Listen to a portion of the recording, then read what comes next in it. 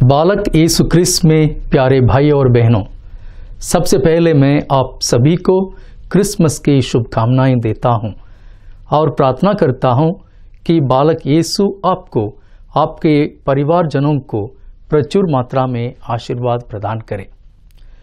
क्रिस्त जयंती मनाते समय हम परमपिता ईश्वर की वफादारी को मनाते हैं, क्योंकि वह एक ऐसा ईश्वर है जो अपने लोगों को दिए हुए वचनों को, वादाओं को और योजनाओं को हमेशा पूरा करता है। वास्तव में क्रिस्त जयंती कई वर्षों की प्रतीक्षा का एक उत्तर है। क्रिस्त जयंती चुने हुए लोगों की प्रार्थना का एक जवाब है। हो सकता है कि बहुत सारे लोगों को पहले क्रिसमस के बारे में कुछ भी मालूम नहीं था, फिर भी हम कह सकते हैं कि क्रिस्त जयंती एक ऐतिहासिक घटना है। यह न सिर्फ एक धार्मिक घटना है, परंतु वह एक ऐसी घटना है जो इस दुनिया को बदल दिया है, इस दुनिया को नया रूप दिया है।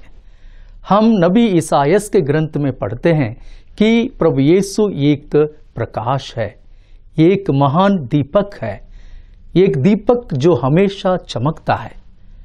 और इस महान ज्योति को पाकर लोग बहुत ही खुशी का अनुभव किए, जिस प्रकार फसल काटते समय लोग खुशी का अनुभव करते हैं।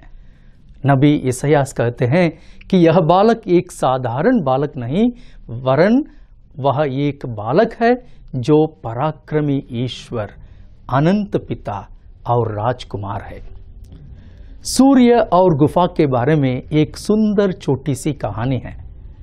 इस कहानी में सूर्य और गुफा दोनों ने एक दूसरे के बारे में सुना था, परंतु एक दूसरे से मिल नहीं पाए।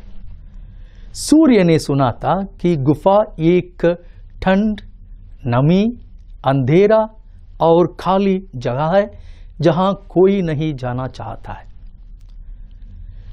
गुफा ने सुना कि सूर्य एक महान प्रकाश है, शक्तिशाली प्रकाश है, और जो भी वस्तु या व्यक्ति उसके पास जाए वह जल सकता है।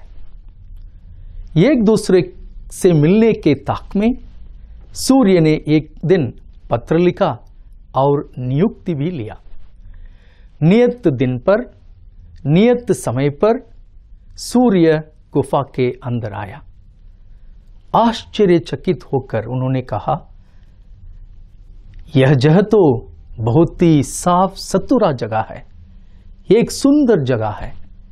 इसलिए उन्होंने गुफा से पूछा, लोग तुम पर क्यों इल्जाम लगाते हैं और कहते हैं कि तुम एक ठंड, नमी, अंधेरा और गंदी जगह। बहुत बड़ी विनम्र रूप से गुफा ने कहा, आपने ठीक ही सुना, मैं एक ऐसा जगह हूं जहां अंधेरा है, ठंड है, नमीपन है और कोई नहीं आता, परंतु आपके आगमन ने मेरे जीवन को बदल दिया, मुझे एक नया रूप दिया, मुझे एक नया पहचान दिया। आपके आने से मेरा सौभाग्य हो गया, मैं एक नया जीवन पाया, मेरा रूप, रंग सब कुछ बदल दिया। हाँ बालक यीशु में प्यारे भाइयों और बहनों, अगर सूर्य के आने से एक गुफा का तकदीर बदल सकता है, जब हम प्रभु यीशु को, बालक यीशु को हमारे जीवन में स्वागत करेंगे, हमारे मन मस्तिष्क में, हमारे दिल में उसका स्वागत करेंगे, हमारा जीवन भी जरूर बदल सकता है। हम भी नया रूप धारण कर सकते हैं। आप यह सुनकर बहुत हैरान होंगे कि ईश्वर कई विभिन्न तरीकों से काम करता है। कभी कभी जो नास्तिक हैं, जो ईश्वर पर विश्वास नहीं करते हैं और गैर क्रिस्तीय हैं, उनके द्वारा भी ईश्वर हमसे मिलने आते हैं। देखिए, यूसुफ और मरियम नाजरेत के निवासी थे।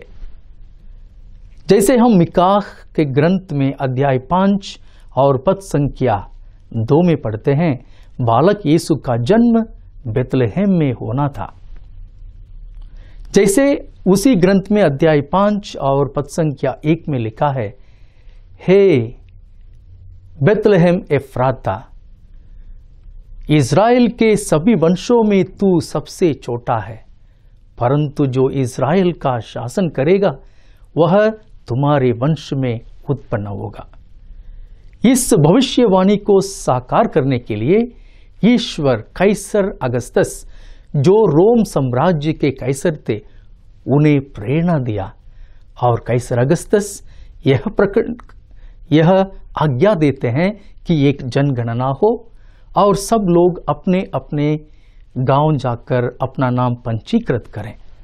एक आदर्श पुरुष होने के नाते यूसुफ गर्भवती अपनी पत्नी मरियम को लेकर उस बेतलहम की ओर आते हैं और पंजीकृत करते हैं। वहां प्रभु यीशु का जन्म होता है।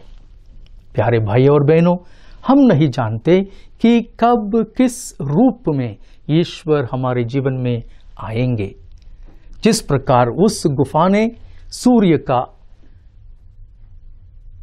अपने यहां बुलाया, अपने यहां स्वागत किया, ठीक उसी प्रकार हम भी बालक यीशु को अपने जीवन में पुनः एक बार स्वागत करें। हाल ही में संत पिता फ्रांसिस अपने जन्म दिवस के अवसर पर कहा, अगर कोई व्यक्ति प्रभु यीशु के सम्मान सोचता है, जरूर प्रभु यीशु के सम्मान जी भी सकता है। कितनी अच्छी बात है प्यारे भाई और बहनों। इस चुनौती को हम स्वीकार करें। बालक यीशु के सम्मान हम भी सोचें, बालक यीशु के सम्मान हम भी अपने जीवन व्यतीत करें। पुनः एक बार आप सभी को क्रिसमस की शुभकामनाएं।